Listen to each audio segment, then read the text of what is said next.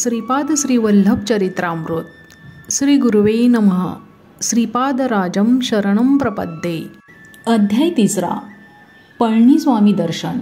कुरवपूरचे श्रीपाद श्री वल्लभ स्वामींचा स्मरण महिमा. विचित्रपूर सोडून मी 3 दिवस प्रवास केला. मार्गात अन्नपाण्याची व्यवस्था ईश्वर कृपेने होत होती. 4थ्या दिवशी अग्रहारपूरला पोहोचलो. तेथील एका ब्राह्मणाच्या घरासमोर उभे राहून ओम भिक्षांदेही असे म्हणून भिक्षा मागितली. या घरातून एक अतिशय क्रोधायमान झालेली एक स्त्री बाहेर आली. ती म्हणाली, भात नाही, लात नाही. मी थोडा वेळ तसाच दारासमोर उभा राहिलो. थोड्याच वेळात त्या घरातील गृहस्थ बाहेर आले आणि म्हणाले, माझ्या पत्नीने रागाने माझ्या डोक्यावर मातीचे मडके फोडले व आता त्याच्या किमती एवढे पैसे आणून द्या असे म्हणून घरातून बाहेर घालविले. मी आपणाबरोबर येतो. दोघे मिळून भिक्षा मागू. मी म्हटले, समस्त जीवांना अन्नपाणी पुरविणारे सर्वव्यापी असलेले श्री दत्तप्रभूच आहेत. समोरच्या पिंपळाच्या झाडाखाली बसून आपण त्यांचे चिंतन करूया. आम्ही दोघे त्या विशाल पिंपळाच्या छायेत बसून श्री दत्तप्रभूंचे भजन करू लागलो. भूक लागल्याने आवाजसुद्धा खूप बारीक येत होता. इतक्या तेथे विचित्रपूरच्या राजाचे दूत आले. ते म्हणाले, आमच्या युवराजांना बोलता येऊ लागले आहे. राजे साहेबांनी तुम्हाला घेऊन या अशी आज्ञा केली आहे. आपण आमच्याबरोबर घोड्यावर चलावे. मी म्हणालो, मी एकटा येणार नाही. माझ्याबरोबर माझ्या मित्रास येऊ देत असल्यास मी येईन. त्या राजदूतांनी माझी विनंती मान्य केली. आम्हा दोघांस घोड्यावर बसवून ते दूत राजवाड्याकडे निघाले. त्या गावचे लोक आश्चर्याने पाहत होते. राजवाड्यात पोहोचल्यावर राजाने आमचे स्वागत केले व म्हणाला, तुम्ही गेल्यानंतर आमचा युवराज एकाएकी बेशुद्ध पडला. आम्ही घाबरून गेलो. राजवैद्यांना बोलावले, परंतु ते येणे अगोदरच युवराज शुद्धीवर आला. त्याने डोळे उघडून दिगंबरा दिगंबरा श्रीपाद वल्लभ दिगंबरा अशा मंत्राचा उच्चार करण्यास सुरुवात केली. थोड्या वेळाने युवराजाने सांगितले की तो बेशुद्ध असताना एक 16-17 वर्षाचा अजाणबाहू अत्यंत दैदिप्यमान असा क्रांतीचा एक यती आला. त्याने युवराजाच्या जिभेवर विभूती घातली आणि त्याच क्षणी त्याला वाचा प्राप्त झाली.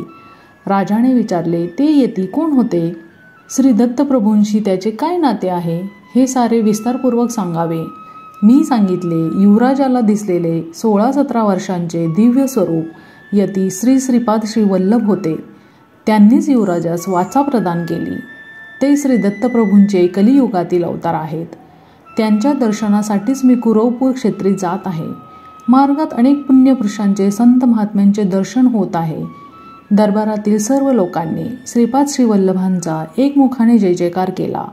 राजाने मला व माझ्याबरोबर आलेल्या त्या गृहस्थाला सुवर्णमुद्रा दान दिल्या. त्या घेऊन आम्ही निघालो. राजाच्या राजगुरूने म्हटले, आपणामुळे आमचा ज्ञानोदय झाला व दत्त महिमा कळला. आम्ही आत्तापर्यंत वैष्णव व शैव या भेदात पापच करीत होतो. आपणच आम्हास खरा मार्ग दाखविला. आमच्याबरोबर माधव नंबुद्री नावाचा एक ब्राह्मण सुद्धा कुरवपुरात श्री स्वामींच्या दर्शनाला निघाला. आम्ही तिघे विचित्रपूर सोडून अग्रहारपूर या गावी आलो. माझ्याबरोबर आलेल्या अग्रहारपूरच्या गृहस्थाने राजाने दिलेल्या सुवर्णमुद्रा आपल्या पत्नीस दिल्या. ती अत्यंत आनंदित झाली. तिने सर्वांना यथेच्छ भोजन दिले. त्यानंतर ती श्रीपाद वल्लभांची भक्त झाली. मी आणि माधव नंबुद्री चिदंबराकडे जाण्यास निघालो. सध्याच्या गुंटूर मंडपातील नंबूर गावात अनेक विद्वान ब्राह्मणांचे वास्तव्य होते. मळियाळ देशातील राजाने नंबुरू येथील अनेक विद्वान पंडितांना आपल्या देशात बोलावून त्यांना राजाश्रय दिला होता. हेच ब्राह्मण नंबुद्री ब्राह्मण या नावाने प्रसिद्ध झाले. हे आचार संपन्न असून परमेश्वरावर दृढ श्रद्धा असलेले वेदसंपन्न ब्राह्मण होते. परंतु माझ्यासोबत असलेला माधव नंबुद्री लहानपणीच मातापित्याच्या छत्राला मुकला असल्याने निरक्षर होता. त्याची श्री दत्तप्रभूंवर मात्र गाढ श्रद्धा होती. चिदंबरमला गेल्यावर तेथे श्री पळणी स्वामी नावांचे एक सिद्ध महात्मा असल्याचे कळले. त्यांच्या दर्शनासाठी पर्वतावरील त्यांच्या एकांतात असलेल्या गुहेकडे गेलो. गुहेच्या द्वाराजवळच जाताना पळणी स्वामींनी आम्हाला बघून, माधवा, शंकरा, दोघे मिळून आलात, आमचे अहोभाग्य असे म्हणाले. प्रथम भेटीतच नाव माहीत नसताना आम्हास नावाने हाक मारणारे हे सिद्ध महात्मे आहेत यात तीळ मात्र संशय नव्हता. स्वामी म्हणाले, बाबांनो, श्रीपाद श्रीवल्लभांच्या आज्ञेनुसार मी हा देह त्यागून दुसऱ्या तरुण अशा देहात प्रवेश करणार आहे. ती वेळ आता आली आहे. मी या शरीरात 300 वर्ष आहे. या देहाचा त्याग करून नूतन शरीरात पुन्हा 300 वर्षे राहावे अशी श्रीपादांची आज्ञा झाली आहे. जीवनमुक्त झालेले, जनन मरण रूप सृष्टीक्रमाला अतीत असलेले आणि समस्त सृष्टीला चालविणारा महासंकल्प म्हणजेच श्री श्रीपाद श्रीवल्लभ. पुढे पळणीस्वामी म्हणाले, अरे शंकरा, तू विचित्रपुरीतील कणाद महर्षींच्या कणाद सिद्धांताविषयी बोलला होतास, त्याचे वर्णन करून सांग. कणाद महर्षींचा कण सिद्धांत. स्वामींच्या प्रश्नाला उत्तर देताना मी म्हणालो, स्वामी, मला क्षमा करा. कणाद महर्षींच्या विषयी व त्यांच्या सिद्धांताच्या बाबतीत मला फारच थोडी माहिती आहे. मी सांगितलेली माहिती ही श्री दत्तप्रभूंनीच माझ्या तोंडून वदविली होती, हे तर स्वामींना ज्ञात आहेच. करुणास्वरूप पळणीस्वामींनी कणसिद्धांत सांगण्यास सुरुवात केली. ते म्हणाले, समस्त सृष्टीसुद्धा परममूल अशा अणूंनी निर्माण झाली आहे. त्या परमाणूंपेक्षा सूक्ष्म अशा कणांच्या अस्तित्वाने विद्युत शक्ती उद्भवते. हे सूक्ष्म कण महावेगाने आपापल्या कक्षेमध्ये परिभ्रमण करीत असतात. स्थूल सूर्याभोवती ग्रह आपल्या भिन्न भिन्न कक्षेतून परिभ्रमण करीत असतात. त्याचप्रमाणे हे सूक्ष्म कण सुद्धा आपल्या केंद्रबिंदूस अनुसरून परिभ्रमण करीत असतात. या सूक्ष्म कणापेक्षा सूक्ष्म अशा स्थितीत प्राणीमात्रांचे समस्त भावोद्वेगाचे स्पंदन चालू असते. स्पंदनशील अशा जगात काही स्थिर नाही. चंचलता हा याचा स्वभाव आहे. क्षणोक्षणी बदलणे याचा स्वभाव आहे. या स्पंदनापेक्षा सूक्ष्म स्थितीत दत्तप्रभूंचे चैतन्य असते. यावरूनच मला सर्वात महत्त्वाचे म्हणजे सूक्ष्म असलेला सगळ्यांपेक्षाही सूक्ष्म असलेल्या श्री दत्तप्रभूंचा अनुग्रह मिळवणे जितके सोपे आहे तितकेच कठीण सुद्धा आहे. प्रतिकणाचे अनंत भाग केले असता एक एक कणाचा भाग शून्य समान होतो. अनंत अशा शून्यांचे फलस्वरूपच ही चराचर सृष्टी आहे. पदार्थसृष्टी ज्या प्रकारे होते त्याप्रमाणेच व्यतिरेकी पदार्थाची सुद्धा असते. या दोहोचे मिश्रण झाल्यास व्यतिरेक पदार्थांचा नाश होतो. पदार्थाचे गुणात सुद्धा फरक होतो. अर्चावतारात प्राणप्रतिष्ठा केली असता ती मूर्ती चैतन्यवंत होऊन भक्तीची मनोकामना पूर्ण करते. सर्व मंत्र कुंडलिनी शक्तीमध्ये असतात. गायत्री मंत्रसुद्धा या शक्तीमध्ये सामावलेला असतो. गायत्री मंत्रात 3 पाद आहेत असा सर्वसाधारण समज आहे, परंतु या मंत्रात 4था पाद सुद्धा आहे. तो असा, परोरजसी सावदोम चतुष्पाद गायत्री निर्गुण ब्रह्मास सूचित करते. कुंडलिनी शक्ती 24 तत्वापासून या विश्वाची निर्मिती करते. गायत्री मंत्रात 24 अक्षरे आहेत. 24 संख्येला गोकुळ असे सुद्धा नाव आहे.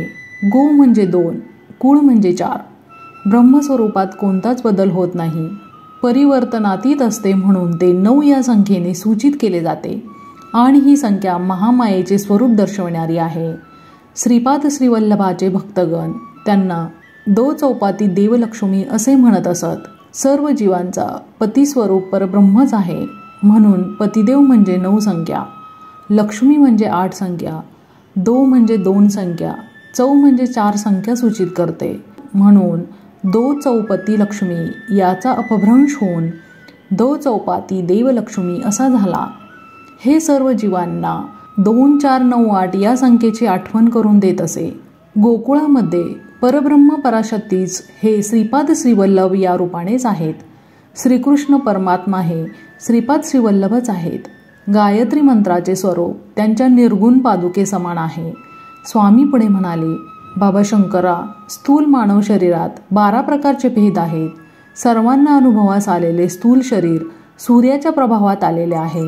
श्रीपाद श्रीवल्लभ पिठिकापुरम येथे मानवी शरीराने अवतार घेण्यापूर्वी सुमारे 108 वर्षे या प्रदेशात आले होते. त्यांनी माझ्यावर अनुग्रह केला होता.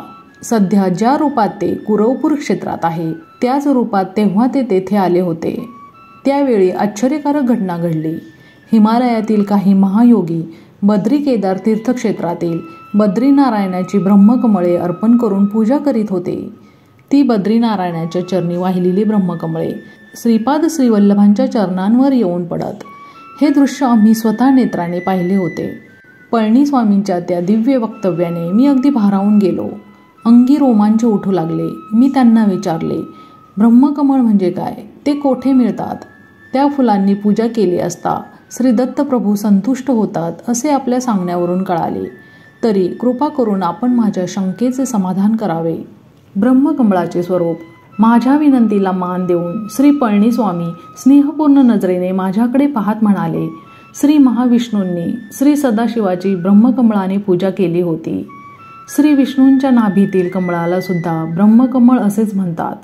दिव्य लोकातील ब्रह्मकमळासमान भूमंडलातील हिमालयामध्ये हे कमळ सापडते. सुमारे 12,000 फुटावर हिमालयात वर्षातून एकदाच हे उमलते. अर्धरात्रीच्या वेळी हे फूल उमलते आणि उमलत असताना सभोवतालचा परिसर अद्भुत सुवासाने भरून जातो. हिमालयातील साधक महात्मे अशा ब्रह्मकमळाच्या शोधात असतात. शरद ऋतूपासून वसंत ऋतूपर्यंत हे बर्फामध्येच असतात. चैत्र मासाच्या आरंभी हे बर्फातून बाहेर पडते. ग्रीष्म ऋतूमध्ये याच्या विकासाची प्रक्रिया घडते. अमरनाथमधील अमरेश्वर हिमलिंगाचे दर्शन श्रावण शुद्ध पौर्णिमेस होते आणि याच वेळी अर्धरात्री हे पूर्ण विकसित होऊन उमलते. हिमालयातच तपस्या करणाऱ्या तपस्वी सिद्ध पुरुषासाठी व साधकांसाठी ही परमेश्वरी अद्भुत लीला होत असते. ब्रह्मकमळाच्या दर्शनाने सर्व पातकांचा नाश होतो. योगसिद्धीतील विघ्ने नष्ट होतात. या कमळाच्या दर्शनाने योगी, तपस्वी, सिद्ध पुरुष आपापल्या मार्गात उच्च स्थिती प्राप्त करतात. ज्या भक्तांच्या भाग्यात या ब्रह्मकमळाचे दर्शन असते त्या सर्वांचे दर्शन घेणे झाल्यावर हे कमळ अंतर्धान पावते. श्री पळणीस्वामी पुढे म्हणाले, बाबा शंकरा, मी 10 दिवस समाधीत बसण्याचे ठरविले आहे. दर्शन घेण्याच्या आर्त इच्छेने कोणी भक्त आल्यास माझ्या समाधीत भंग पडू न देता शांतपणे दर्शन करावं. साप चावून मृत झालेले कोणी आल्यास त्यांना मी समाधीमध्ये असल्याचे सांगून मृतदेहास नदीच्या प्रवाहात अथवा जमिनीत पुरून ठेवावे अशी माझी आज्ञा आहे असे सांगावे.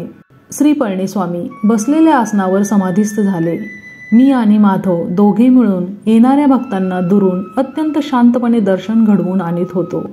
दर्शनास आलेल्या काही भक्तांना तांदूळ, डाळ, पीठ असे साहित्य स्वामींना अर्पण करण्यासाठी आणले होते.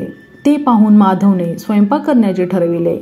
सरपणासाठी उपयोगात आणण्यासाठी त्याला जवळच पडलेले एक वाळलेले मोठे नारळाचे झाडाचे पान दिसले. ते आणण्यासाठी तो त्या पानाजवळ गेला. त्याच्याबरोबर एक भक्त सुद्धा होता. माधवने ते पान उचलून खांद्यावर ठेवले. इतक्यात त्या पानाखाली बसून विश्रांती घेत असलेला एक सर्प रागाने त्याला कडकडून चावला. त्या सर्पाचे विष एवढे दाहक होते की माधव तात्काळ काळा निळा होऊन मृत झाला व जमिनीवर पडला. दोघा तिघांनी मिळून त्याला गुहेजवळ आणले. ते दृश्य पाहून मी घाबरून गेलो. काय करावे ते सुचेना. तेव्हा स्वामींच्या आदेशानुसार मी त्याला जमिनीत पुरून ठेवण्याचे ठरवून एक खड्डा खोदण्यास सुरुवात केली. इतर भक्तांनी मला मदत केली. त्या खड्ड्यात तो मृतदेह ठेवून मी आलो. तेवढ्यात तेथील गावातील काही लोक एका 17-18 वर्षाच्या सर्पदंशाने मृत झालेल्या मुलाला घेऊन आले. प्रथम माधवची दुर्घटना, नंतर ही दुसरी घटना पाहून मला रडू आवरेनासे झाले. मी कसेबसे त्यांना स्वामींची आज्ञा सांगितली. गावातील लोकांनी गुहेजवळच एक खड्डा खोदून त्या मुलास त्यात झोपविले. रोज स्वामींच्या दर्शनाला 3-4 लोक येत असत. त्यांना मी दर्शन घडवून आणत असे. असे 10 दिवस गेले. 11व्या दिवशी ब्रह्ममुहूर्तावर श्री पळणीस्वामी आपल्या समाधीतून बाहेर आले आणि माधवा माधवा अशी हाक मारू लागले. मी रडत रडत झालेली घटना त्यांना सांगितली. स्वामींनी मला समजाविले. त्यांनी योगदृष्टीने माझ्याकडे पाहिले. तेव्हा माझ्या पाठीच्या कण्यात थोडे चलनवलन झाल्यासारखे वाटले व ते दुखू लागले. नंतर पुन्हा एकदा अगदी प्रसन्न चित्ताने माझ्याकडे पाहिले आणि माझी सारी वेदना नष्ट झाली. स्वामी मला म्हणाले, बाबा शंकरा, माधवला श्रीपाद श्रीवल्लभांचे दर्शन स्थूल शरीराने होणार नव्हते. त्यामुळे त्याचे सूक्ष्म शरीर गेल्या 10 दिवसांपासून कुरवपुरात असलेल्या श्रीचरणांच्या सानिध्यात आहे. काही झाले तरी त्याची इच्छा पूर्ण झाली. श्रीपाद श्रीवल्लभांची लीला अगाध आहे. ती कोणी ओळखू शकत नाही. काळ, कर्म, कारण यांचे रहस्य कोणी जाणू शकत नाही हेच खरे. ते केवळ स्वामीच जाणू शकतात. माधवला पुन्हा स्थूल शरीरात आणण्याचे काम प्रभूंनी मजवर सोपविले आहे असे श्री पळणीस्वामी म्हणाले. स्वामींच्या आदेशानुसार माधवचा मृतदेह बाहेर काढून आणला. व दक्षिणेकडील घनदाट असलेल्या ताडाच्या झाडाजवळ जाऊन मोठ्याने म्हटले, माधवास दंश केलेला नागराजा, श्रीपाद श्री वल्लभांच्या आज्ञेनुसार तू पळणीस्वामींच्या जवळ यावे. अशी साद घातली व श्री पळणीस्वामींनी आपल्या वस्त्रातून 4 कवड्या काढल्या व त्या मृतदेहाच्या 4 बाजूस ठेवल्या. थोड्याच वेळात त्या कवड्या उंच उडाल्या व आकाशात 4 दिशांनी गेल्या. 5-10 मिनिटातच उत्तरेकडून एक साप आला. स्वामींच्या 4 कवड्या त्याच्या फण्यात रोतून बसल्या होत्या. त्यामुळे तो त्रस्त होऊन फुसफुस असा ध्वनी करीत होता. स्वामींनी माधवाच्या शरीरातील विष काढून घेण्यास सांगितले. सर्पदंश ज्या ठिकाणी झाला होता तेथूनच त्याने सर्व विष काढून घेतले. श्री पळणीस्वामींनी श्रीपाद श्रीवल्लभांना मनोमनी नमस्कार केला व त्या सर्पावर मंत्रोदक शिंपडले. तो सर्प स्वामींच्या पदकमलांना स्पर्श करून व त्यांना 3 प्रदक्षिणा घालून निघून गेला. श्री दत्त भक्तांना अन्नदान केल्याचे फळ. श्री पळणीस्वामी म्हणाले, अरे शंकरा, हा साप गेल्या जन्मी एक स्त्री होता. तिने आयुष्यात थोडे पाप थोडे पुण्य केले होते. तिने एका दत्तभक्ताला जेवू घातले होते. हा पुण्याचा भाग होता. यथाकाली तिने देह सोडल्यावर यमदूत तिला यमराजांकडे घेऊन गेले. तिला यमराज म्हणाले, तू एकदा एका दत्तभक्तास जेवण दिलेस त्याचे विशेष पुण्य तुला लाभते. तुला पाप प्रथम भोगायचे आहे का पुण्यफल? ती स्त्री म्हणाली, थोडे आहे ते मी प्रथम भोगते. त्याप्रमाणे तिला पापयोनीत सर्पाच्या योनीत जन्म मिळाला. तिची वृत्ती सर्वांना हानी करण्याची असल्याने वाटेत जो कोणी आडवा येईल त्याला ती चावत असे. ती स्त्री मानव जन्मात रजोगुणी असल्याने तिच्या केवळ जवळ गेलेल्या माधवास तिने दंश केला होता. तिच्या पूर्वपुण्याईनेच माधवास तिने दंश केला होता. माधव मात्र पूर्वजन्मीच्या पापामुळे मरणासन्न अवस्थेत गेला होता. कालांतराने श्रीपाद श्रीवल्लभांच्या कृपेने त्या स्त्रीची सर्पयोनीतून मुक्तता झाली. योग्य व्यक्तीस केलेल्या अन्नदानाचे फळ. श्री दत्तप्रभू अल्पसंतोषी आहेत. थोड्या सेवेवर ते भक्तास प्रसन्न होऊन अमाप फळ देतात.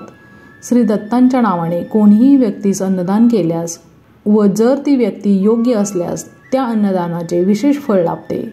अन्नाच्या थोड्या भागाने मन बनते. अन्नदात्याचे मन, बुद्धी, चित्त, अहंकार शरीर मंगल स्पंदनाने भरून जाते. त्यामुळे त्याच्यात लोकांना आपणाकडे आकृष्ट करण्याची शक्ती उत्पन्न होते. पुढे पळणीस्वामी म्हणाले, इच्छित वस्तूची समृद्धी म्हणजेच लक्ष्मीची कृपा कटाक्ष. ही सृष्टी सगळीच सूक्ष्म स्पंदनाने सूक्ष्म नियमांनी चालत असते. श्रीपाद श्रीवल्लभांचा महिमा.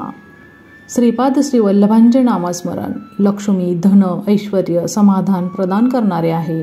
त्यांच्या अनुग्रहितांच्या भाग्याचे काय वर्णन करावे. श्री चरणांच्या अनुग्रहानेच 10 दिवस जमिनीत पुरलेल्या माधवच्या शरीरास काही झाले नाही. त्याला प्राणदान करणाऱ्या श्रीपाद श्रीवल्लभांची करुणा, दया, भक्तप्रेम हे शब्दांनी वर्णन करता येत नाही. माधवामध्ये चैतन्य येऊ लागले. त्याने तहान लागल्यामुळे पाणी मागितले. श्री पळणीस्वामींनी त्याला समजावून प्रथम तूप पिण्यास दिले. ते घेतल्यावर फळांचा रस दिला आणि थोड्या वेळाने पाणी दिले. नागलोकांचे वर्णन. माधव पुनर्जीवित झाल्याने आमच्या आनंदाला सीमा राहिली नाही. माधवाने आपला अनुभव सांगण्यास सुरुवात केली. मी सूक्ष्म शरीराने कुरवपुरात पोहोचलो आणि श्रीपाद श्रीवल्लभांचे दर्शन घेतले. श्रीपाद श्रीवल्लभ अजानुबाहू आहेत. त्यांचे नेत्र विशाल आहेत. त्या नेत्रामध्ये जीवांच्या प्रती करुणा, दया, प्रेम निरंतर प्रवाहित होत असते. मी स्थूल देहधारी असल्यामुळे तेथील स्थूल देहधारी भक्तांना मी दिसत नव्हतो. श्रीवल्लभांनी कुरवपुरातील त्या द्वीपाच्या मध्यभागी जा अशी आज्ञा केली. मी श्रीवल्लभांचे नामस्मरण करत त्या द्वीपाच्या मध्यभागातून खोलामध्ये गेलो. भूमीमध्ये खोलात भूकेंद्राजवळ अनेक प्रासाद वरांडे असल्यासारखे भासले. ते पाताळ लोकच आहे अशी खात्री झाली. स्थूलता पाहणाऱ्याला स्थूलरूप पदार्थच दिसतात. माझ्यासारख्या सूक्ष्मरूपधारित शरीराला सूक्ष्मरूप असलेले लोक दिसले. तेथे असणारे लोक नागजातीचे असून कामरूप धारण केलेले होते. त्यांना इच्छा असलेले रूप धारण करण्याची शक्ती होती. त्यांना साधारणतः नागरूपातच संचार करणे आवडे. तेथे मी अनेक महासर्पांना पाहिले. काही सर्पांना 1000 फणे होते. फण्यावर मणी असून त्या मण्यातून दिव्य तेज प्रसारित होत होते. अन्य नाग योग मुद्रेत असल्यासारखे फणे उकलून मौन मुद्रेत होते. आश्चर्य असे की त्यातच एक महासर्प होता. त्या सर्पाला 1000 फणे होते. त्या महासर्पावर श्रीपाद श्रीवल्लभ श्री महाविष्णूंसारखे शयन करीत होते. तेथे असलेले महासर्प वेदगान करीत होते. चिदानंद स्वरूपाने स्वामी ते गायन ऐकत होते. माझ्या बाजूला असलेल्या एका महासर्पाने श्री दत्तप्रभूंचा महिमा सांगण्यास सुरुवात केली. श्री दत्तात्रेयांचा महामहिमा. तो म्हणाला, श्री दत्तप्रभू नेपाळ देशात असलेल्या चित्रकूटातील अनुसया पर्वतावर अत्री अनुसयेच्या पुत्ररूपाने पूर्वयुगात अवतरले. ते अवतार न संपवता सूक्ष्म रूपात नीलगिरी शिखरावर, श्रीशैल शिखरावर, शबरगिरी शिखरावर, सह्याद्रीमध्ये संचार करीत असतात. त्यांनी नाथ संप्रदायातील गोरक्षनाथाला योग मार्गाचा उपदेश दिला. ज्ञानेश्वर नावाच्या योग्याला खेचरी मुद्रेत बसलेल्या निराकार योगी रूपात दर्शन दिले. श्री दत्तप्रभू देश काळाहून अतीत आहेत. श्री प्रभूंच्या सानिध्यात आम्हाला भूत, भविष्य, वर्तमान हे वेगवेगळे दिसत नाहीत. सगळेच नित्य वर्तमानच असते. अनघा समेत दत्तात्रेयांचे दर्शन. तो महासर्प पुढे म्हणाला, बाबा माधवा, आम्हाला कालनाग ऋषीश्वर म्हणतात. श्री दत्ताने हजारो वर्ष राज्याचे परिपालन केल्यानंतर त्यांनी त्यांच्या रूपास गुप्त ठेवण्याचा विचार केला. ते काही वर्षे नदीमध्ये अदृश्य राहिले. त्यानंतर ते पाण्यावर आले. आम्ही अनुचर परत आमच्याबरोबर येतील म्हणून तेथेच वाट पाहत होतो. परंतु ते आमच्यापासून लपण्याचा प्रयत्न करीत होते. ते आम्हाला माहीत होते. ते परत जलसमाधीत जाऊन थोड्या कालांतराने वर आले. यावेळेस मात्र त्यांच्या हातात मधुपात्र होते. दुसऱ्या हातात 16 वर्षांची सुंदर कन्या होती. मधुपान करून सदैव गुंगीत असणाऱ्या आणि स्त्रीच्या दास्यात असलेल्या व्यक्तीस आपण आतापर्यंत भ्रमाने आपले दैवत मानले होते. या विचाराने आम्ही तेथून परतलो. त्याचवेळी ते दोघेही अदृश्य झाले. ते अदृश्य झाल्यावरच आम्हाला ज्ञानोदय झाला. त्यांच्या हातातील मधुपात्र हे योगानंद स्वरूप असलेले अमृत आणि ती सुंदर त्रिशक्तिरूपिणी अनघा लक्ष्मी देवी आहे याचे आम्हाला स्मरण झाले. पुनरपी त्यांनी या भूमीवर अवतार घ्यावा यासाठी आम्ही घोर तपश्चर्या केली. आमच्या तपश्चर्येचे फलस्वरूप श्री दत्तात्रेयांनी पिठिकापुरात श्रीपाद श्री वल्लभ या नावाने अवतार घेतला. श्री कुरवपुराचे वर्णन. श्री दत्तात्रेय प्रभू त्या दिवशी ज्या जागेत स्नानासाठी पाण्यात उतरले होते तीच जागा म्हणजे हे आजचे परमपवित्र कुरवपूर आहे. ते जलसमाधीमध्ये असताना आम्ही सुद्धा आमच्या सूक्ष्म स्पंदनाने या सूक्ष्म लोकात योग समाधीमध्ये होतो. कौरवांचा आणि पांडवांचा मूळ पुरुष कुरु महाराजाला ज्ञानोपदेश झालेले कुरवपूरच हे पवित्र स्थळ आहे. बाबा माधवा, ह्या कुरवपुराचे महात्म्य वर्णन करण्याचे सामर्थ्य आदिशेषास सुद्धा नाही. सदाशिव ब्रह्मेंद्रांची पूर्वगाथा. श्रीपाद श्रीवल्लभांच्या चरणांना मी अत्यंत नम्र भावाने नमस्कार केला. त्यावेळी प्रभू अत्यंत करुणापूर्ण अंतरंगाने म्हणाले, वत्सा, हे दिव्य भव्य दर्शन म्हणजेच फार मोठा अलभ्य योगच आहे. तुला बोलवलेला एक महासर्प येणाऱ्या शब्दातील ज्योतिरामलिंगेश्वर स्वामी या रूपाने अवतरून ज्योतिरूपानेच अंतर्धान पावेल. तुझ्याशी बोललेला दुसरा महासर्प सदाशिव ब्रह्मेंद्र या नावाने येणाऱ्या शब्दातीत भूमीवर अवतार घेऊन अनेक लीला दाखवेल. श्री पिठिकापूर सुद्धा माझे अत्यंत प्रिय स्थान आहे. पिठिकापुरात मी जन्मलेला माझ्या मातेच्या गृहात माझ्या पादुकांची प्रतिष्ठापना होईल. माझा जन्म कर्म अत्यंत दिव्य आहे. ते एक गोपनीय रहस्य आहे. तू श्री पिठिकापुरातील माझ्या पादुका प्रतिष्ठा स्थळापासून पाताळात जाऊन तेथील तपोनिष्ठ असलेल्या कालनागांची भेट घेऊन ये. श्री पळणीस्वामी मंद हास्याने म्हणाले, बाबा माधवा, पिठिकापुरातील कालनागांविषयी चर्चा नंतर करू.